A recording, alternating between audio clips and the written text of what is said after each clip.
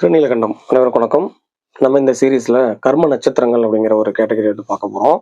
So கர்ம நட்சத்திரங்கள் 14 அது எல்லாரும் உங்களுக்கு தெரிஞ்ச விஷயம்தான். அஸ்வினியில் ஆரம்பிச்சு உத்திரட்டாதி வரையிலும் சில ஒவ்வொரு ராசிலையும் ஒவ்வொரு நட்சத்திரங்கள் வந்து கர்ம நட்சத்திரங்களாகும். தனுசுல இருக்கிற 3 நட்சத்திரங்களுமே கர்ம நட்சத்திரங்கள் சொல்லி டோட்டலா 14 நட்சத்திரங்கள் கர்ம நட்சத்திரம்னு சொல்லுவாங்க. ஸோ இந்த கர்ம நட்சத்திரங்களுக்கான என்ன பண்ணணும், என்ன பண்ணக்கூடாது அப்படிங்கிறத வந்து இந்த சீரீஸ்ல நம்ம வந்து ஒவ்வொரு விஷயமா பார்க்கலாம். அதில் வந்து முதல்ல இருக்கக்கூடியது வந்து அஸ்வினி நட்சத்திரம்.